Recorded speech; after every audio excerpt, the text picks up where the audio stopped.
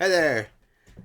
It is snowing here in Angel Fire, New Mexico. It's got about 4 inches of snow on the ground, and I wasn't going to do a video because I didn't want to drag my camera out here in the snow to the shop. But then I remembered I left the camera in here after the last video. So, you guys are in luck. I could have brought the GoPro, but my good GoPro, the GoPro 10 is in Los Alamos because I use it more there.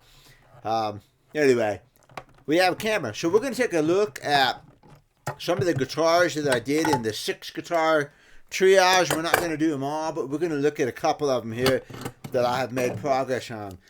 We're going to look at, I think, the ones with the great big bridges on them and the one that had the really, really chewed up bridge sheet, and just give you a progress report on those because it's kind of interesting to see what's happening with that. So, and the other, I've got two more or something, and they're coming along just fine. I mean, there's no issues with those at all. So I'm not going to cover them right now. That'll be in some other videos for some other things. So once again, what I'm referring to is if you go back, I'll put a link at the end on the I triaged 6 guitars, 6 Martin 70s, and some of them have some pretty unique problems to them, which will be interesting to see how we solve. All right, first one, D35. This is a 70. This is 274, and it came in with this bridge on it. This bridge is absolutely massive. So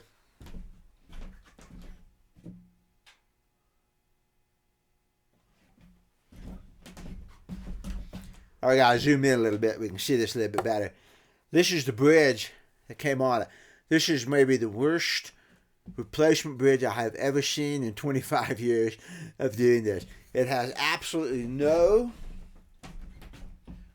wings. It's just this curved thing. It's massive.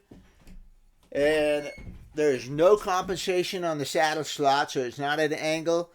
It's not even in the right place. If you're going to do this, you should at least put the saddle slot in the right place. By comparison, this is a replacement bridge. This one may be going on this guitar. I can't remember. But that is a replacement bridge that's sized to a 50s Martin bridge. We're going to set it on top of this so you can see just exactly what I'm talking about right there. I got that much oversized. This one has really pretty wings. It's got the C shape right here that it ought to have in it, and this looks like a more or less a Martin replacement bridge. It's not exactly the same. I can always tell whether they're my bridges or not. It's just one of those very subtle things where, yeah, that's my bridge.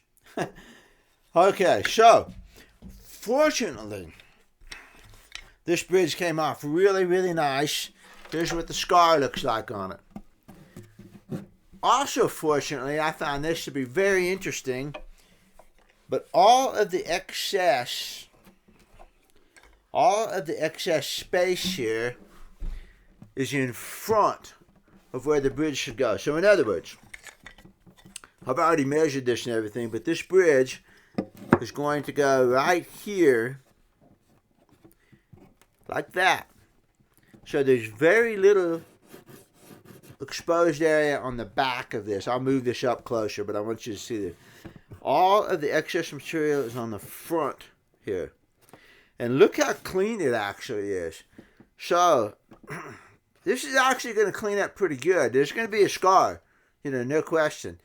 Once again, I have another video on this on how to deal with the intonation. I say every option is ugly. In this case, I'm forced into an ugly option because they put this stupid, massively oversized bridge on there.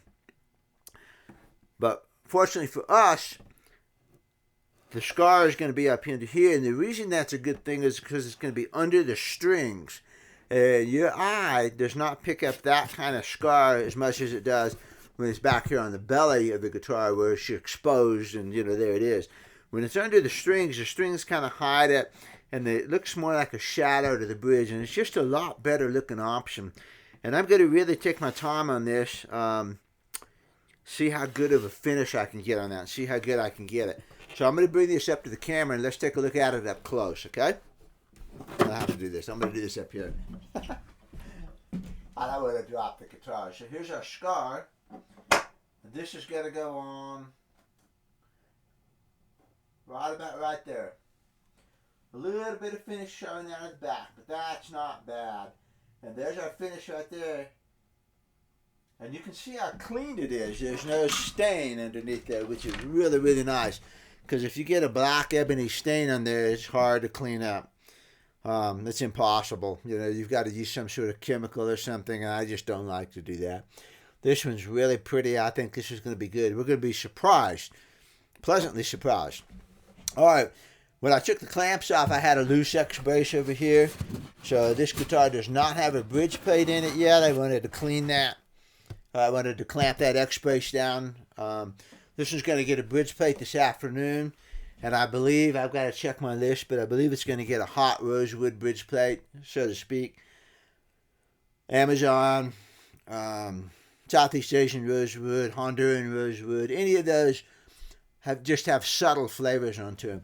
And I also, because I've had such really good success with these hot rosewood bridge plates, especially on D35s, they just seem to work good on D35s.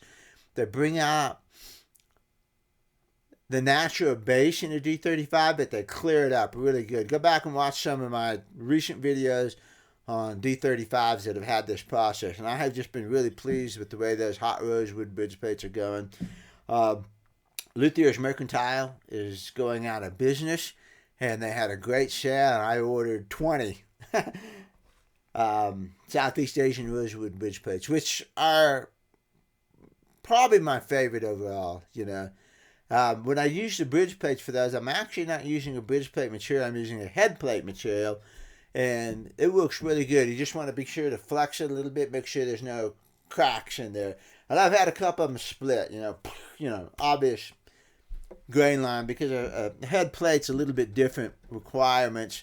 There's no stress on a head plate, but you can find a spot in that head plate sample. You can find a spot in there that's not going to crack. I just always flex them pretty good before I use them for a bridge plate. Anyway, so we're going to be using.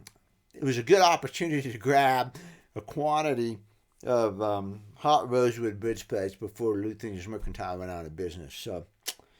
All right, so that's this one. I'm going to put the bridge plate in. I'm going to start working on the scar on this one. And then it's moving along really good. On this one, I talked about the frets. They're wide frets. And even though he's got a Plex certificate in there, they went through the Plex machine. And these frets are nice. They look great. But they're 30 thousandths of an inch tall. And that's just not tall enough, you know. Your finger can barely press. Can barely bite on the string, and being wide frets, you've got a big surface here. The string just slides back and forth, and so it's just going to be very buzz prone and hard to get clear notes out of. So I don't care if it's plecked or not. Playing wise and function wise, these frets are just not going to work very good. I mean, golly, you know, they're flat. I can tell they're not flat. They're low. I can tell those aren't going to bite very good. When you have a fat finger, the string goes up into your finger, and it makes it even harder to get a clean note out of that thing. So, it's too bad, you know.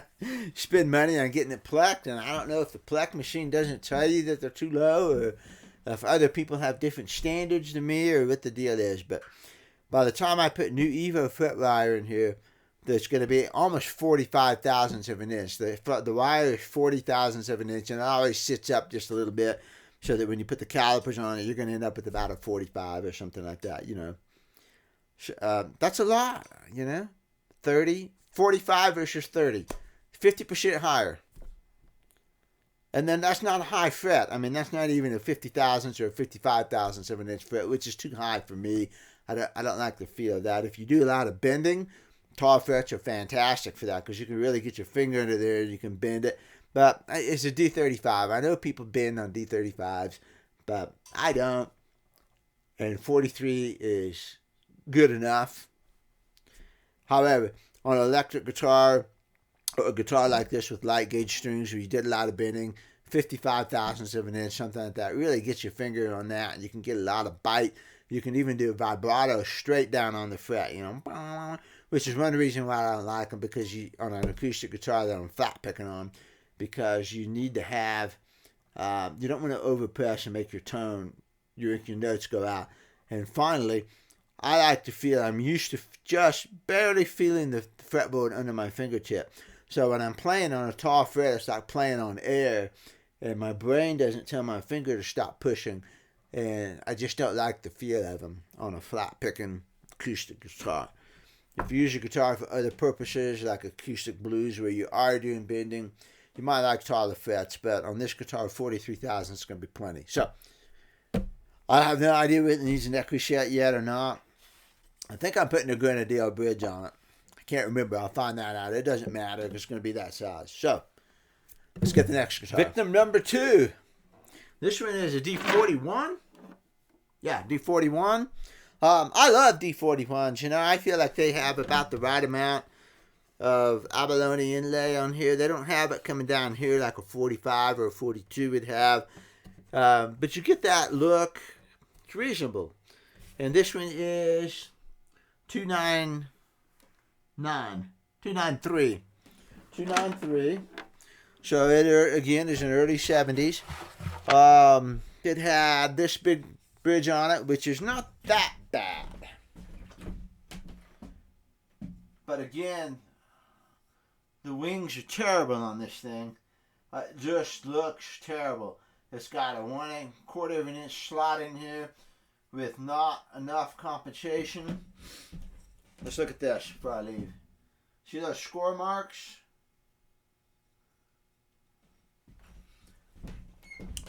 The score marks that I showed you are how much oversized this one is compared to my 50s. And we're going to go ahead. This is a pretty good piece of ebony. So what I'm going to do on this one is I'm going to reshape it. And we're going to reuse it. I'm going to trim it all down to here to the score mark. I'm going to fill in this slot right here with ebony. And I will recut it to a proper 3/32 of an inch slot. I will bevel the edges here because they're not beveled. And I will get the curve and the height and, and all that correct. Provided I don't break it on the floor. I will get all that correct, and it will look really good. It's tall enough that I have enough to work with here. So we're going to reshape this bridge and reuse this piece of wood. And on this one, as you saw from the score mark, again, most of the excess is in the front. They tried to scoot this back because the holes were plugged, and they just didn't scoot it back far enough. And I don't know why people don't have that measurement. This one has a maple bridge plate in it. It's a little bit oversized, but it's fairly thin. And I think I'm going to just leave the bridge plate in there. I'm not going to take this bridge plate out unless the owner wants me to put a hot rosewood plate in this, which is fine. You know, I'm happy to do that. But this one has a fairly good maple bridge plate in it, so I thought I would leave it in there at least for now. It's also got some cracks back here, and having a slightly larger bridge plate back here is going to help those cracks a little bit. I've started to do the finish on this one, and this one is really clean. Oh yeah, that's the it's really clean, and I have not even used a tint. All I did was use a clear glue boost super glue finish on it. The glue boost, once again, the glue boost is great stuff. I'll go get it. It's flexible, and that makes it really easy to scrape it off and get it level. Normal super glue is very, very hard, and you got to be real careful to scrape it down and not scrape the adjacent finish on it. But this glue boost stuff is designed especially for finish repairs, and I have had such great success in getting it level. What I'm going to start doing a little bit on this, just to see how good it works, instead of, let me go get my super glues. This is the StuMac super glue that I use for tint, and this is an amber medium number 20. The color match on this works really, really good with the Martin finishes. Yeah, it's good. I've been using it a lot. Glue boost is like this, And this is the thicker one. And this is the thin one. And this stuff is clear. They make a tint kit where you can mix your colors in and stuff. I've never been able to get a good finish in that. I always ended up getting it too yellow or something like that, using a scrap piece of spruce. I can't get it right. But the StuMac color really matches this finish good. What I'm going to start doing, though, on some of these where I have to kind of build up the layer, I'm going to start sealing it with a coat of the Glue Boost first. So I'm going to use the Glue Boost to seal the wood, and then I'm going to build the color up on top of that so that I can use a little bit less of this and maybe keep it from getting too dark. Because what happens when you have some wood that's maybe chewed up here, so these are grain lines, maybe this grain line got chewed up just a little bit. So you have different varieties of grain lines, and the color on the amber will get a little bit deeper here and a little bit less. And so I'm looking to get a more even color match across the top. So I'm going to start sealing it with the clear, and then I'm going to put the amber over the top of it because I can always scrape down that clear. I'm just sealing it. You could probably use shellac for this or something like that, but you got to be careful to seal with shellac because it's a color and it still goes into that, and you end up with different color layers on that. And I don't like to sand it too much. I'm sanding it as little as possible. All right, so I used the Glue Boost on this, and the color match just on that alone was really pretty good. And I'm not sure I'm going to have to use a whole lot of the amber super glue. So I'm going to move this up to the camera again. Let's take a look at it.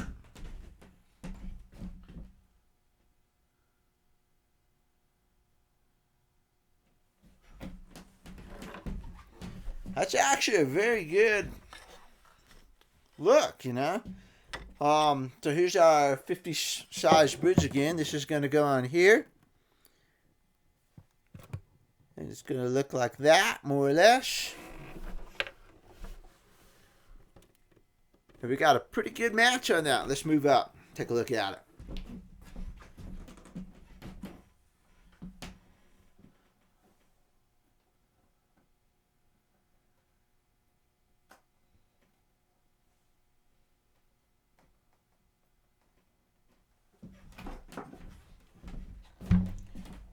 That's pretty good. I mean, I would so much rather see that than this oversized bridge. And again, there's the score marks. It's an eighth of an inch too big in the front. Let's go.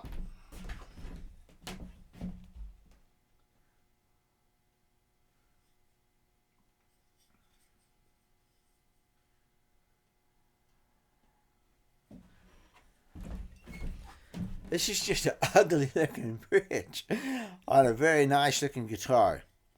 So we're going to trim this bridge down because it's got plenty of material to do it. It's going to look good when I get done with it.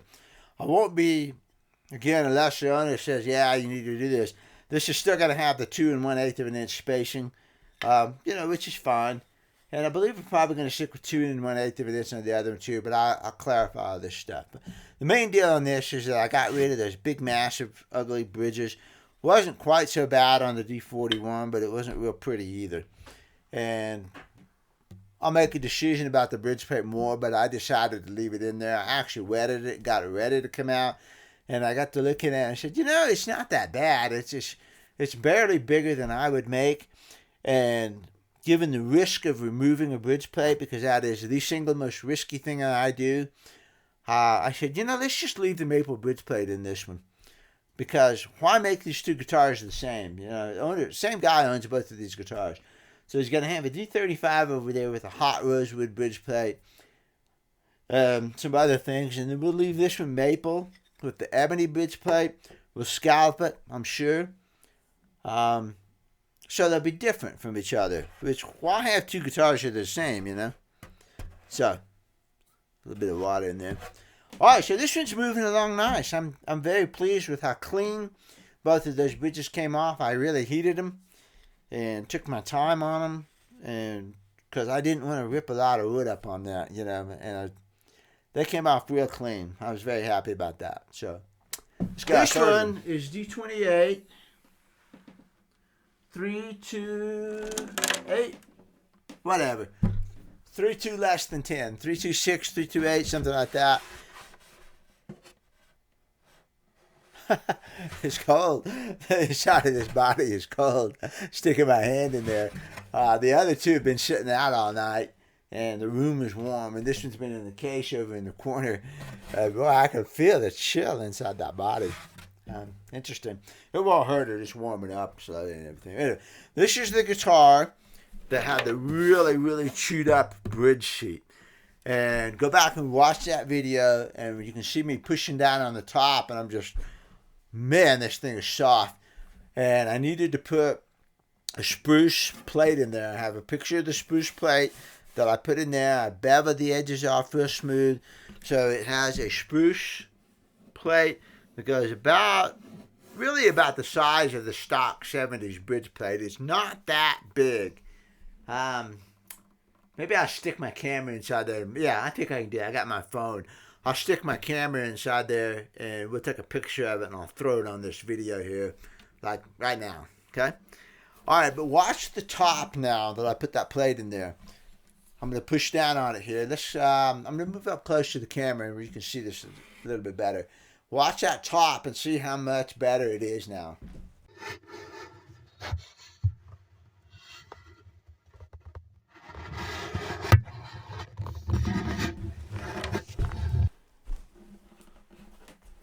All right, we're zoomed in on the top right now, and I'm going to push on this.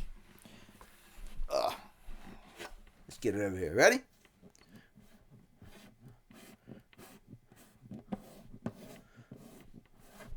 I'm putting pretty good pressure on it.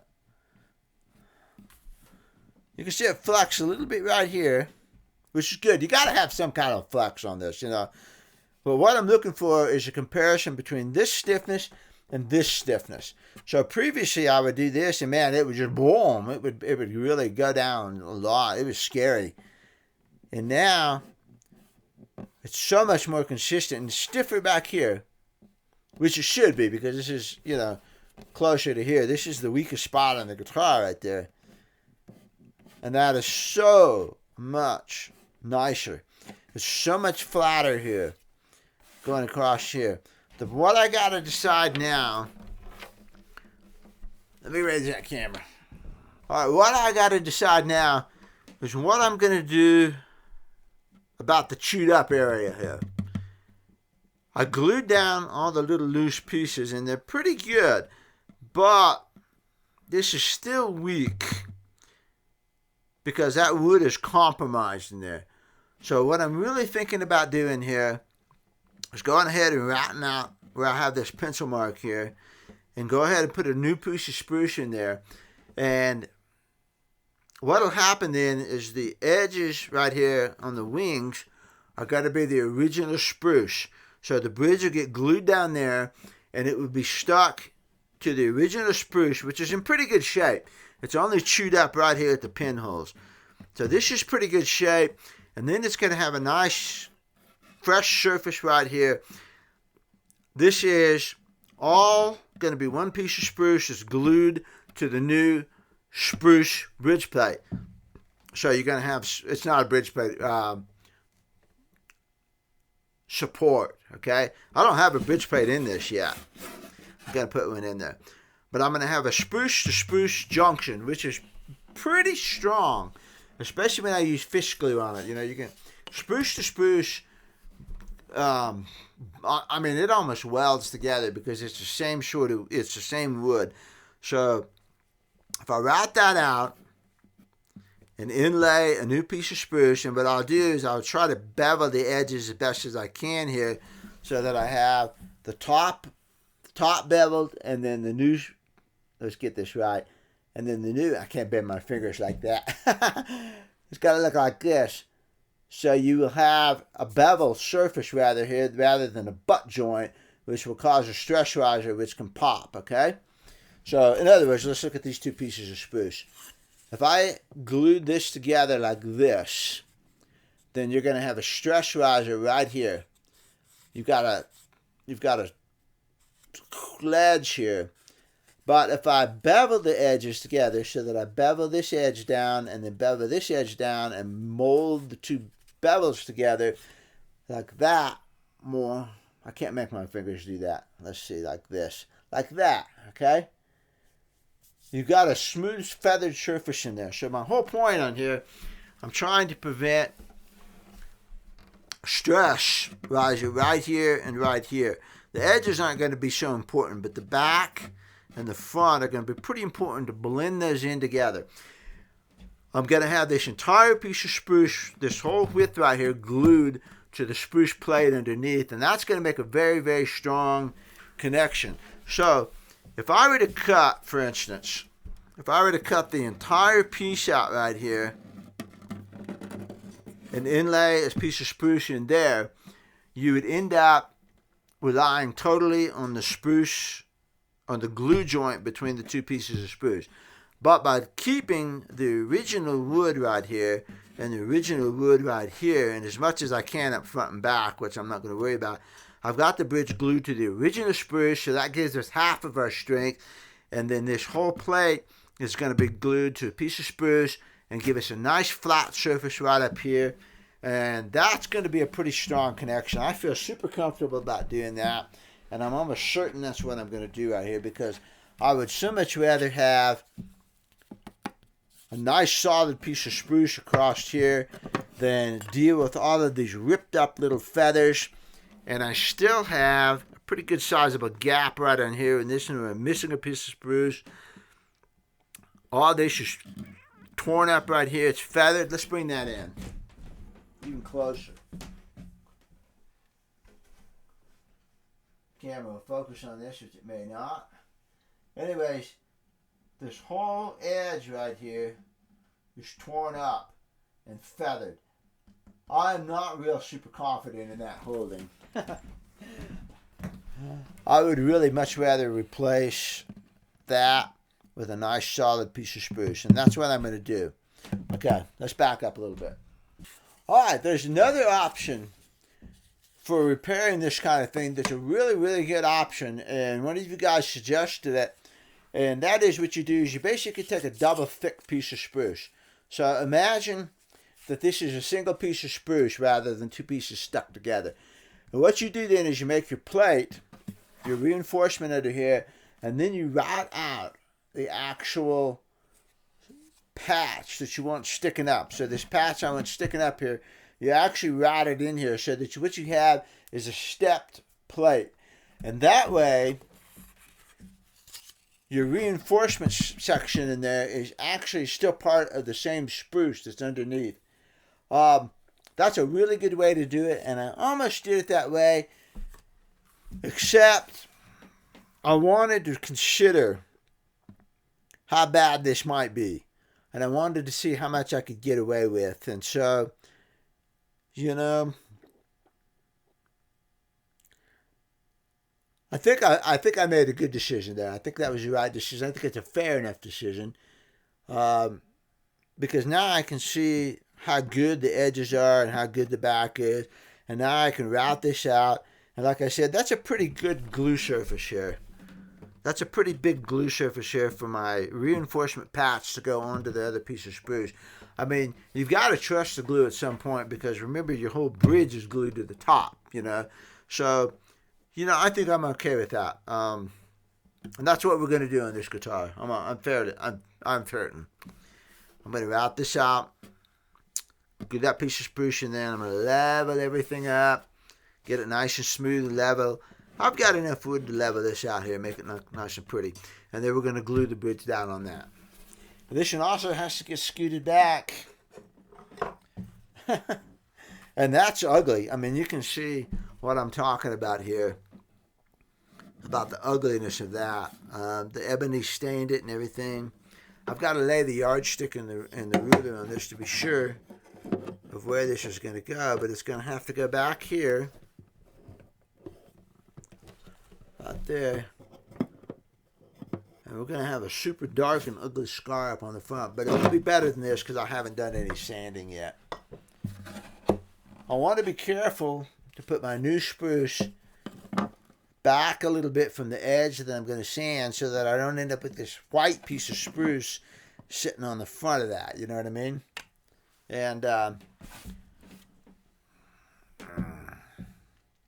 I might consider routing the entire front down just a little bit and putting a whole fresh piece of spruce in there, and then working with staining and filling that in.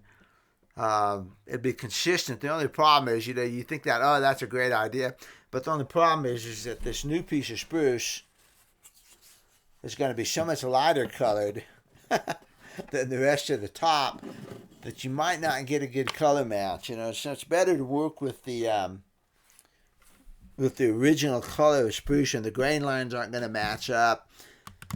So you might think, yeah, that's a great idea. It might not be a great idea, because your grain lines are not going to match, and you're going to see that. I think I'm probably just going to work with what I have here. It's going to be a little bit dark.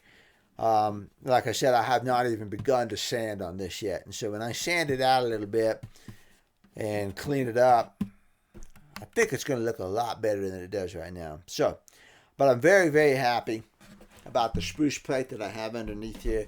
I feel like it really strengthened that top right there. And it's still got a little bit of give. You don't want it too stiff. But by the time I scallop these braces too, we're going to get some more. We're going to get some more give in there. It really strengthened that area back up behind this thing. So I feel good about this one. Yeah. And then it's getting, no, the frets are pretty good on this. And so it's funny because the owner said that he picked this top out because it was such a pretty piece of spruce. And I said in the triage, I said, yeah, this one doesn't look like it's going to be too much trouble. It's been the worst one of the bunch, I have a video on this on how to repair a broken bridge sheet, so you ought to go watch that, and you can see how bad this really was. So. All right, that's good enough on these three.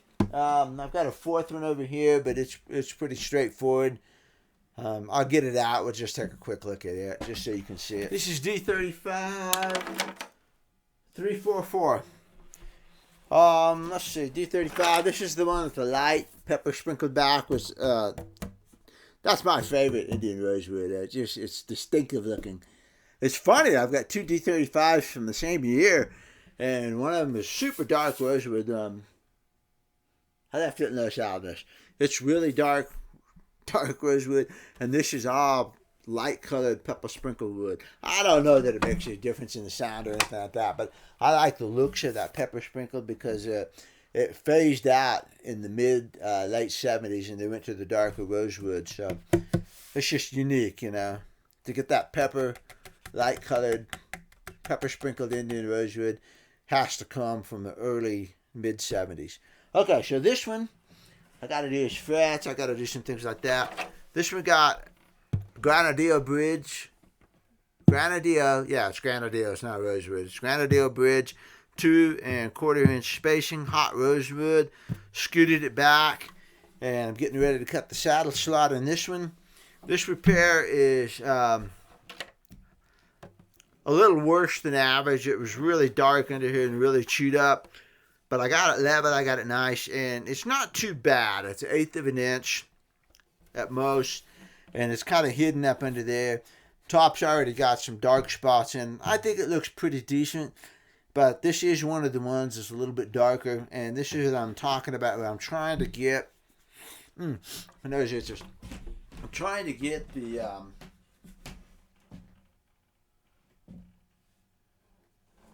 color more even on this one. So it is what it is. One of those dark spots is where I glued down one of those flaps of wood. And it really made it too dark right there. But nothing I can do about it now. There it is. It's going to be fine. Cosmetics again are not a very high priority for me on a guitar like this where the finish is cracked. This is why I like to work on them. The finish is cracked. It's got scratches. It's got stuff going on here. And our main concern is to get the right size bridge on there and then get the cosmetics as good as you can get them without spending a lot of time and a lot of more money, because doing really good cosmetics is very, very time consuming, and it will probably cost 3 times as much as I'm actually charging to make that look super pretty. And again, once the strings get on there, that's going to be hidden. A lot of it's going to go away. So this one was really straightforward. It's got an Amazon rosewood bridge plate in it. That's in place. And all I have to do on this one before stringing it up, checking the neck angle, and I'm pretty sure it's going to need neck reset. I've got to cut the saddle slot jig, and I took my jig to Los Alamos. I didn't take the jig to Los Alamos. I bought another laminate trimmer because I had enough points at Home Depot that I was able to actually get a free one. But you have to have a collet adapter to step down to a 1/8 of an inch bit for these things. And I ended up playing with these things. I bought one at the hardware store. It turns out that it's a proprietary one and it's too long. I thought, I took the one out of this one and I tried it in my new one. Oh, perfect. Fits great. So I ordered a new one from StuMac, and then I forgot to take it out, and I took the whole thing over to Los Alamos. So my collet adapter and my bit is in that other router in Los Alamos. So I can't cut this saddle slot here. It's going to go back with me. I'm going to cut the saddle slot. But I also splurged and I ordered a new jig from StuMac, the plastic kind that I've talked about in the past. So I said, I don't want to spend that kind of money. But I needed one, and I didn't want to build one because my time is precious these days. And so I just bought one from StuMac. So I'm going to review that, and I'm going to compare it to my homemade little wooden one over there that I've used for 20 years. And I'm going to see how it works. So all that's getting shipped to Los Alamos, and I left the bit over there, and I can't cut this saddle slot. It's good to go other than that. So this will be the first test. This is Grenadier Bridge, Amazon rosewood bridge plate. This one's going to bark. And this was a pretty straightforward job so far for 70s. D35 is not going to get scalloped. So really the only thing we're going to do next is the popsicle brace. She's already done the tuners. And it's going to need some frets. And probably just 5 frets because the rest of them are really good. Probably do 5 frets. And I'm going to take care of the relief at that point. And do a bone nut. And this one's progressing pretty good. Pretty good. I'll be done with this in, I hope. I'll be done with this in another 2 or 3 weeks. He'll probably get this one back right after Christmas. This is good. I like to ship too close to Christmas, There's just way too much traffic and everything. But hopefully, this will be good to go. It's going to need a neck reset, bone nut, 5 frets, take care of the relief. I don't know if we're going to do the pick guard or not. It's already been replaced. Popsicle brace, Not bad. This is progressing the fastest of the bunch. All right. It's snowing. Got to get to work.